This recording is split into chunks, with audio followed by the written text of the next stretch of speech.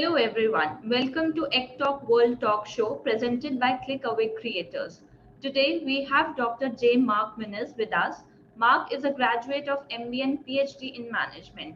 He is tenured full professor of management at Millikin University and a former visiting fellow at Kennedy School of Government at Harvard University. He served as advisor to the AI initiative at Harvard University. At Millikin, he received several awards such as the Teaching Excellence Award, Research and Artistic Achievement Award, and the Teaching Excellence and Campus Leadership Award. Internationally, he has been recognized with 4 Best Research Paper Awards, 2 International Book Awards, a Literary Award, the ACBSP Teaching Excellence Award, Distinguished Business Dean Award, Global Academic Excellence Award. Aside from top-tier journal publications, he has authored and edited more than 25 books such as Handbook on the Geopolitics of Business, Advances in Geoeconomics, Global Business Intelligence, Handbook of Artificial Intelligence and Robotic Process Automation, the Economics of Cryptocurrencies, the AI Leader, International Perspectives on Artificial Intelligence and Digital Entrepreneurship, and Global Economy. He is also the chairman and CEO of international management consulting firm Munoz and Associates International. He serves in corporate and editorial boards and assists companies and countries in international marketing, finance, and business development. Without any ado, let me quickly introduce him to all of you. Hi, Mr. Munoz. How are you doing today? I'm doing great. Thank you for having me. That's great. It's our pleasure to have you on board. And so it's like I mentioned that it's a question and answer round. So let me just start with the first question with you. So what do you think are the biggest challenges facing education today and how can we address them? Yes, I think one of the key challenges is the digital division and inequity that exist. For example, in some locations, we have student A who has access to several computers in his home. He may have gone to a private school with a lot of technological facilities and tools, and he may have friends who are digital savvy. On the other hand, we may have student B may come from a poorer background and may have to share a computer with multiple siblings and would have, maybe gone to a school with limited technology facilities. And as a result of that, there's a little bit of inequity. So if these two students, A and B, they go to a university, then one would have an edge over the other. And we're seeing that, especially if they're going to be online courses, and the courses relying on technology. So that's a challenge. Academia needs to manage those differences. The other thing is another challenge in academia that I see is lack of technological alignment. The pace of development in academia is slower, in my opinion, compared to the pace of development in industry. So in industry, for example, we see a lot of breakthrough, technologies in artificial intelligence, virtual reality, blockchain, and so on and so forth. And in academia, we're lagging behind with regard to understanding some of these and understanding its implications into the workforce. So, academia needs to close the gap a little bit more with regard to the rate and speed of innovation in technology in industry. Right? And then the third is as a result of policies and maybe because of also resource limitations, the level of adaptation and innovation in academia is somewhat slow. So perhaps that needs to change. Policies need to be in place. A more proactive agenda towards innovation needs to be in place in order to serve the needs of our students better and have them become ready for the workforce of the future. Right. So solutions. Well, I think proactive planning will help on behalf of the academia.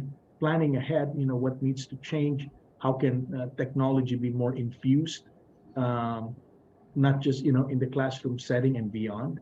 And then also how to make technology a priority, in the goals of academic institutions. And it would be great if technology can be included in the strategic planning, that's done by academic institutions worldwide, because there are significant challenges that we're facing. Thank you so much, Mark, for sharing this insights with us. So let's move on. It's very important actually nowadays. Technology is very important for the students because everything is growing with technology. So going forward with the next question, so what changes would you like to see in education system in the next 5 to 10 years? It's an interesting question, I would say. Yes. So, based from my earlier answer, I think a heightened emphasis on technology would be great. Especially, not just in terms of talent, but also in terms of architecture systems, and to try to be really up to speed with what's required in the contemporary workforce. Another thing is it would be great to see a greater social responsiveness in academic institutions. We have the brightest minds sitting in classrooms. Why not use those minds to innovate or to create new innovations and to find solutions to social problems? So rather than just looking at reading textbook and discussing cases, why not do real life projects that spur innovation and really look at problems, addressing problems and providing solutions to these problems around the world. And another change would be nice is a heightened collaboration, with other institutions or organizations. For example, academia is poised to collaborate with industry, to collaborate with governments in research and projects. So I think more of that would be nice to see, especially if those projects again pushes innovation forward or offers to provide solutions to problems that society faces. Yes, that's great. Even we think that the change should come up into coming years in the education industry. So thank you so much for sharing with us as well. So going forward, how do you stay current with new trends and developments in education, and what resources do you rely on for professional development? Mhm. That's a great question. That's a challenge that all I think current academics face. Um, in the past, I used to attend traditional academic conferences where we present papers and get feedback from others and listen to research work of others. That's great. But nowadays, I've shifted my focus. I've been attending more technology conferences to try to understand what's really happening in the field. What are some revolutionary technologies and ideas that are evolving, and to also network with industry executives. So I changed my focus to really try to be up to date with technological developments that are happening all over the world. So I think that helped me stay current. The other thing is, as a result of these conferences, I got to meet a lot of industry practitioners. So I started to collaborate with them to write short journal articles and to be shared with the academic and business communities. The place where I found a good place where I found to publish this work, for example, is California Management Review Insights.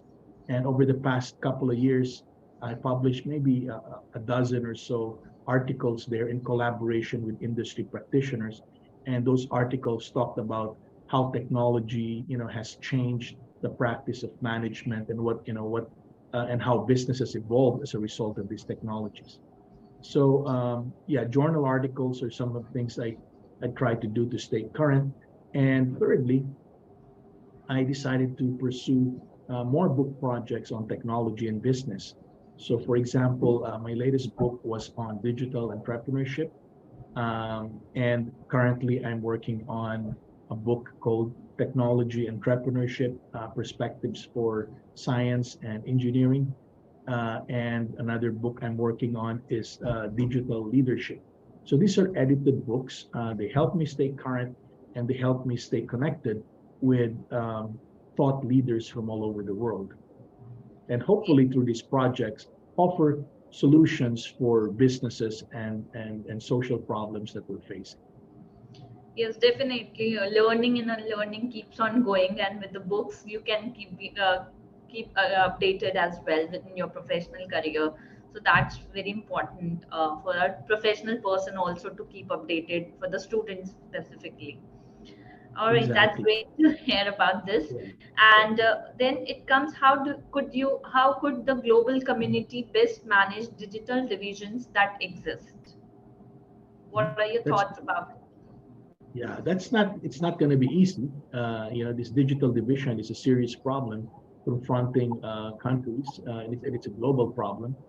I think one way to address it is to really plan ahead, for organizations, whether, government, industry, or academia, to really assess their state of technology, where are we at and where do we want to go, so that they could plan an effective way forward. Second is I would really, recommend that organizations create policies with a heart. So academia, government, and industry need to create socially sensitive policies, that speak to a diverse environment, that are more inclusive, and that are more directed towards, social inadequacies or, you know, uh, challenges that society might face. So those are policies with the heart, I think would be, or with heightened sensitivity, I think would be a good way forward.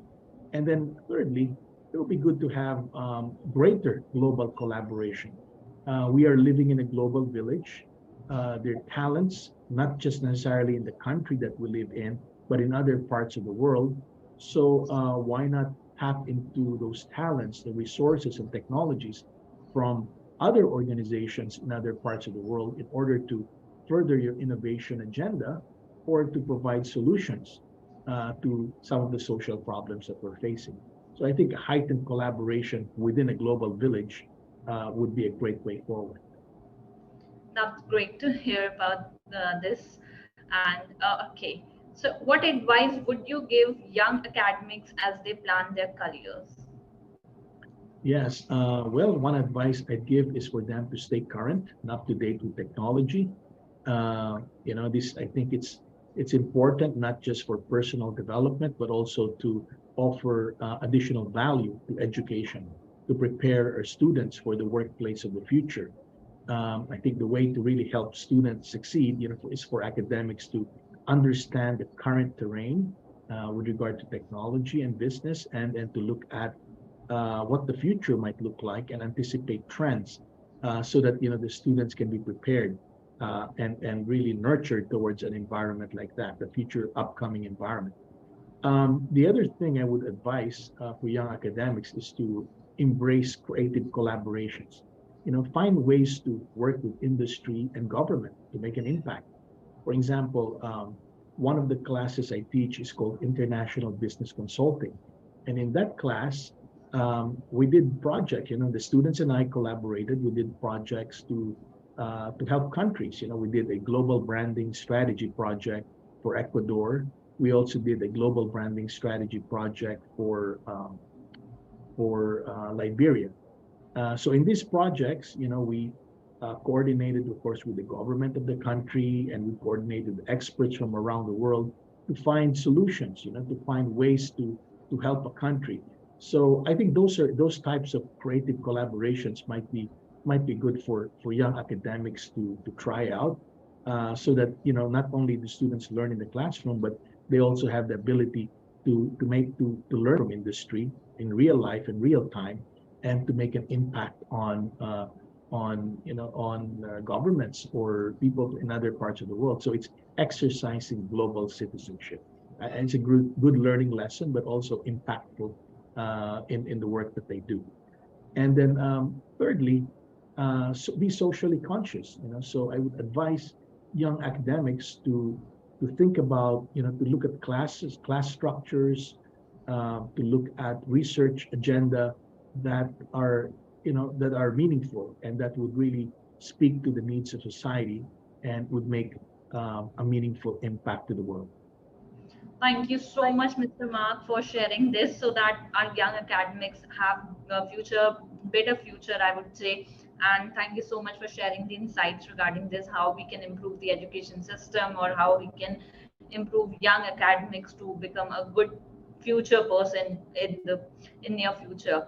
Okay, so with this ends the question and answer session gets end. So thank you so much for sharing such great insights with us. We look forward to have a chat with you again in the future on some other trending topics in international education industry. For our viewers, if you like this chat, please like and share this video and also subscribe to EdTalk YouTube channel to appreciate what we do and do you have more upcoming from industry leaders. This is Sumedha for EdTalk World signing off.